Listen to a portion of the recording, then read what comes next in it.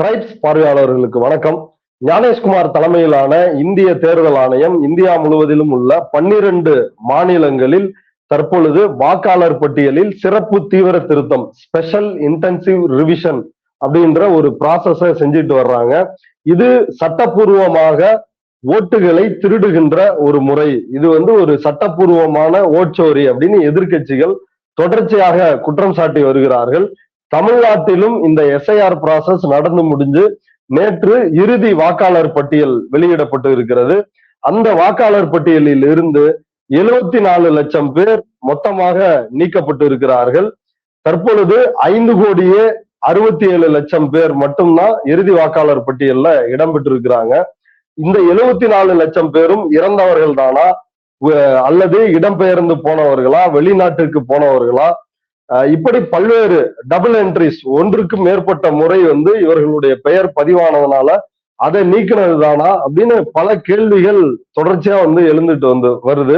இப்ப இந்த சூழல்ல தான் முன்னாள் RSS காரரும் சமூக செயல்பாட்டாளருமான திரு சத்யபிரபு செல்வராஜ் அவருடைய முகநூல் பக்கத்தில் இந்த எஸ்ஐஆர் குறித்து ஒரு அதிர்ச்சிகர தகவலை வெளியிட்டு இருக்கிறாரு. வாருங்கள் அவர்கிட்டயே என்ன நடந்துச்சு அப்படின்றத கேட்டு தெரிஞ்சுக்கலாம். சார் வணக்கம். ஐயா வணக்கம் ஐயா. தமிழ்நாட்டுல இந்த எஸ்ஐஆர் ப்ராசஸ் முடிஞ்சு நேற்று இறுதி வாக்காளர் பட்டியல் வெளியாயிருக்குது. அதுல ஒரு பிரச்சனை இருக்குது. உயிரோடு இருப்பவர்கள் அவர்களுடைய வாக்குகள் நீக்கப்பட்டிருக்குது அப்படின்ற குற்றச்சாட்டை நீங்க முன் வச்சிருக்கிறீங்க. என்ன பிரச்சனை? யாருக்கு அந்த பிரச்சனை? ஐயா, என் வீட்டுல எங்க அம்மாவுடைய வாக்கு திருடப்பட்டிருக்கு, நீக்கப்பட்டிருக்கு. அதான் என்னன்னா, என் வீட்டுல மொத்தம் 4 ஐயா. எங்க வீட்டுல மொத்தம் நானு, என் அம்மா, என் தம்பி, என்னுடைய மனைவி. இதுல என்னுடைய மனைவிக்கு ஓட்டு அவங்க ஊரான ஈரோட்ல இருக்கிறதுனால இங்க இங்க எங்க வீட்டுல வாக்கு அடிப்படையில பார்த்தா இங்க 3 வாக்கு. ஒண்ணு நான், என் தம்பி, எங்க அம்மா 3 பேருக்கு வாக்கு இருக்கு. இப்ப ஆமா, எங்க அம்மா என்னைக்கு வாக்குச்சாவடி?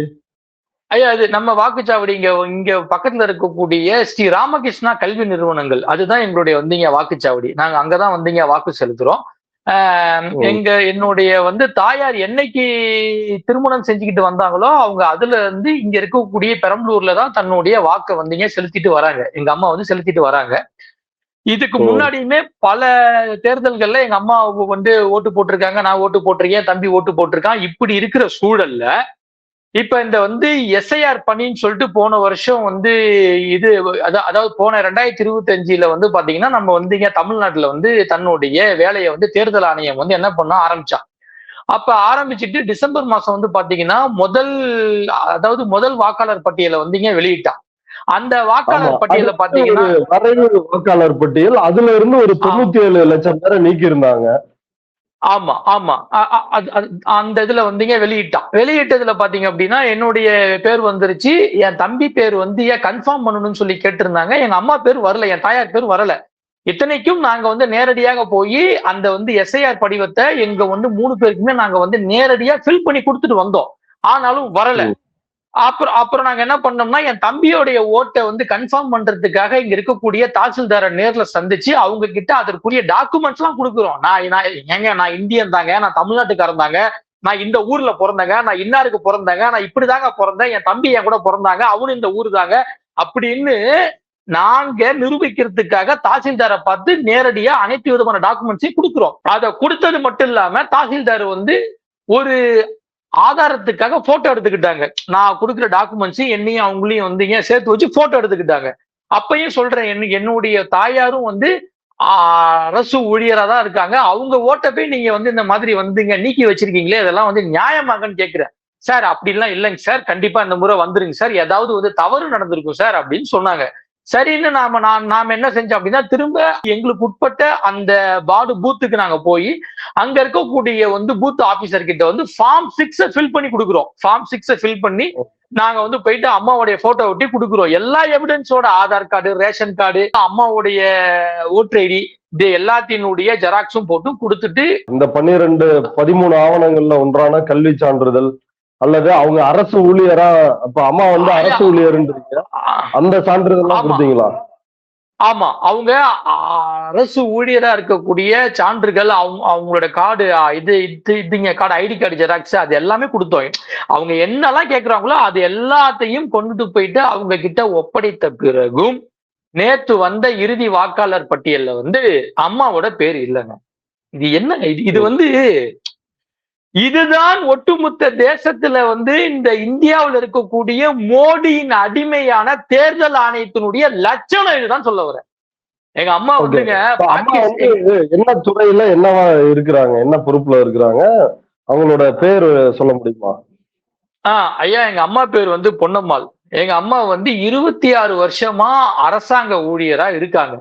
எங்க அம்மா வந்து இங்க பெரம்பலூர் மாவட்டத்துல ஆலத்தூர் வட்டத்துல இருக்கக்கூடிய குழந்தைகள் வளர்ச்சி திட்ட அலுவலகத்துல வந்து குழந்தைகள் திட்ட வளர்ச்சி அலுவலரா இருக்காங்க. அதாவது சிடிபிஓன்னு சொல்லுவாங்க, சைல்டு டெவலப்மெண்ட் ப்ராஜெக்ட் ஆபீசர்னு சொல்லுவாங்க. அப்படிப்பட்ட பொறுப்புல இருக்காங்க.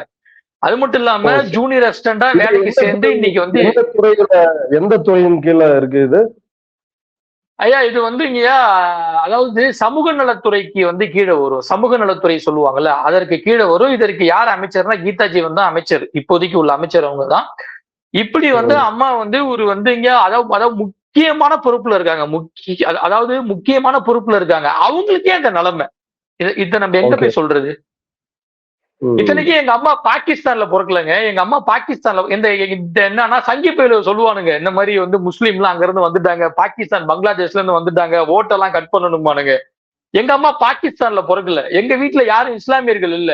எங்க அம்மாவுடைய சொந்த பூர்வீகம் வந்து சின்னசேலம் பக்கத்துல, கள்ளக்குறிச்சி மாவட்டம் சின்னசேலம் பக்கத்துல தோட்டப்பாடி அப்படிங்கிற ஒரு சின்ன கிராமம். அந்த கிராமத்துல வந்துதான் எங்க அம்மாவுடைய வந்து சொந்த பூர்வீகம். அதுதான் இன்னைக்கு எங்க தாத்தா, எங்க மாமா, தாய் மாமா, அத்தை எல்லாம் அங்கதான் இருக்காங்க, விவசாயம் பார்த்துட்டு இருக்காங்க. அப்படி தோட்டப்பாடியில வந்து பிறந்த ஒருத்தங்களுக்கு ஓட்டு இல்லை. ஒரு இது இன்னும் சொல்ல போனா தமிழ்நாட்டின் இது இன்னும் சொல்ல போனா தமிழ்நாடு அரசுல வந்து ஒரு அரசு ஊழியரா இருக்கிறவங்களுக்கு ஓட்டு இல்லை. இதை நம்ம எங்க போய் சொல்றது? இது இது இது வந்து நமக்கு மட்டும் இல்ல, இது வந்து இங்க நமக்கு மட்டும் நடக்கல. எங்க வார்டுல நிறைய பேருக்கு ஓட்டு நீக்கப்பட்டிருக்கு. குறிப்பா இஸ்லாமியர்களுடைய ஓட்டுகள் அதிக அளவுல நீக்கப்பட்டிருக்கு. அவங்க எல்லாம் இங்கதான் இருக்காங்க, ஃபாரின் கூட போல. ஆனா ஏன் நீக்கப்பட்டாங்கன்னு அவங்களுக்கே தெரியல. சரி, இதெல்லாம் நாம போயிட்டு அங்க இருக்கக்கூடிய பூத் லெவல்ல இருக்கக்கூடிய ஆபீசர்ட்ட நம்ம போய் கேட்டா தெரியலங்க, நாங்க என்னங்க பண்றது, அது தெரியலங்க. ஃபார்ம் வந்து ஃபில் பண்ணி கொடுத்தீங்க, அந்த கணக்கீட்டு படிவம், அதுக்கு அவங்க என்ன பதில் சொல்லுவாங்க? இல்ல நீக்கப்பட்டுச்சுன்னா இந்த காரணத்திற்காக உங்க பேர் வந்து நீக்கப்பட்டிருக்குது அப்படின்றத அறிவிப்பு பலகையில வெளியிடணுமே, அதெல்லாம் செஞ்சிருக்காங்களா? அதெல்லாம் எதுவுமே செய்யலைங்கய்யா, எதுவுமே செய்யல. இங்க மக்கள் மத்தியில பெரிய குழப்பம்.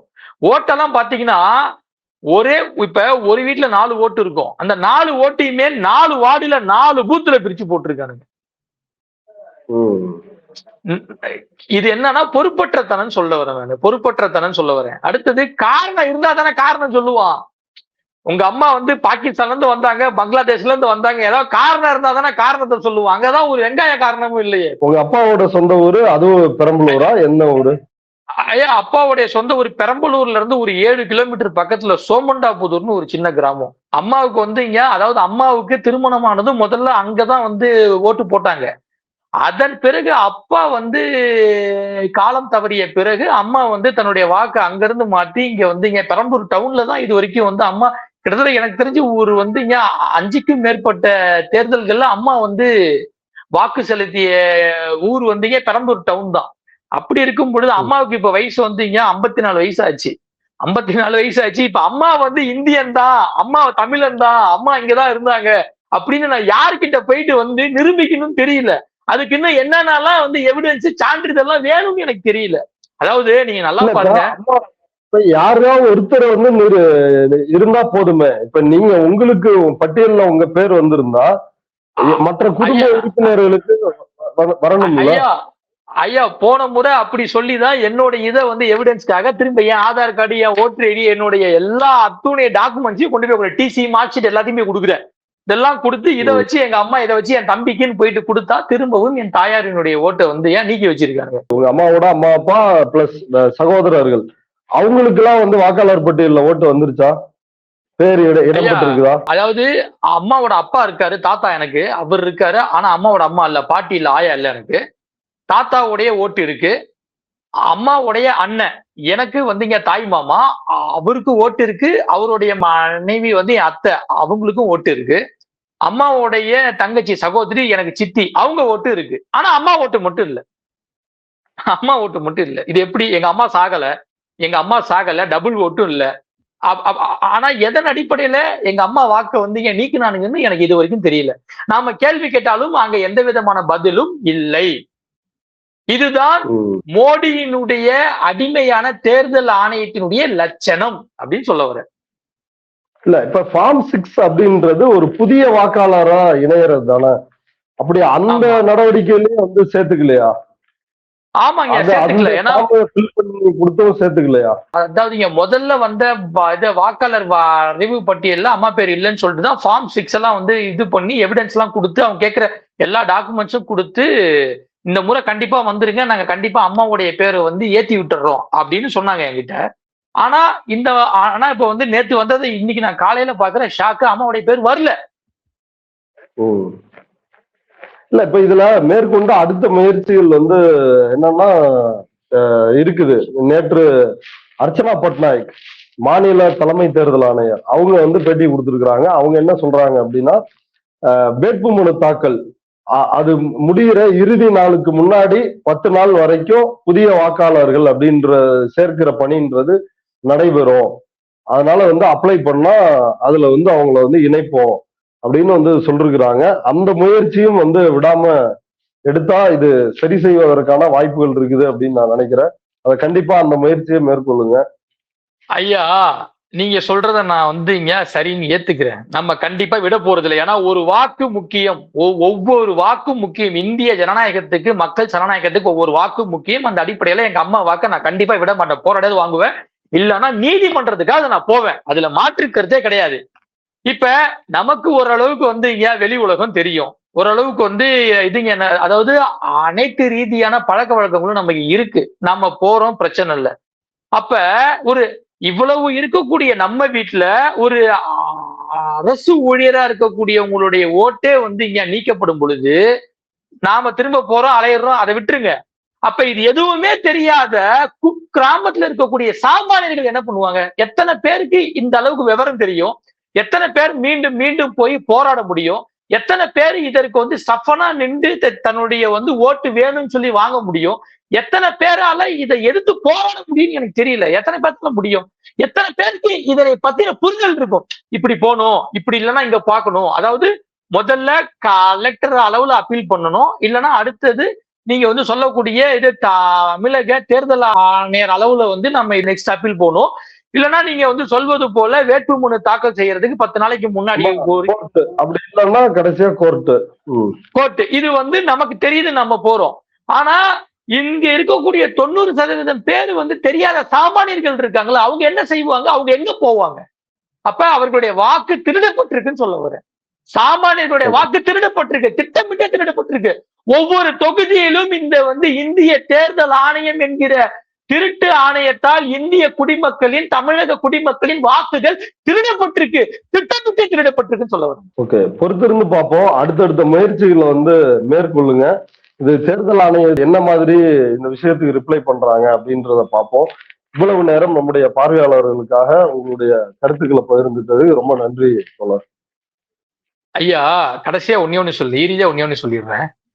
இதுக்கு முன்னாடி இந்த இந்திய தேர்தல் வரலாற்றிலேயே இதுக்கு முன்னாடி எஸ்ஐஆர் பணிகள் எப்படின்னா, அதனை சார்ந்த அலுவலர்கள் வருவாங்க, மக்கள் கிட்ட இதெல்லாம் இருக்கான்னு கேட்டீங்க, டிக் பண்ணிக்குவாங்க.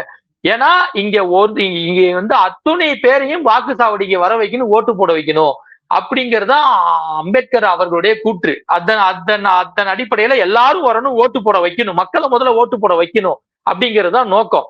ஆனா இப்ப இருக்கக்கூடிய இந்த மோடியோடைய திருட்டு ஆணையம் மட்டும்தான் அந்த பேப்பரை கூடி, இந்த பேப்பரை கூடின்னு நம்மளே அதாவது நம்மளே பேப்பரை ஃபில் பண்ணி எல்லா எவிடன்ஸையும் கொடுத்தும் இத்தனை ஓட்டுகள் நீக்கப்படுதுன்னா, இதுக்கு ஒரு நாடு, இதுக்கு ஒரு அரசு, இதுக்கு ஒரு தேர்தல் ஆணையம், இதுக்கு ஒரு பிரதமர், இதுக்கு ஒரு தலைமை தேர்தல் ஆணையர்னா வெக்கமா இருக்கு சொல்றதுக்கு, விளங்கிடும். ஓகே, நன்றி தோழர். ஐயா ரொம்ப நன்றிங்க.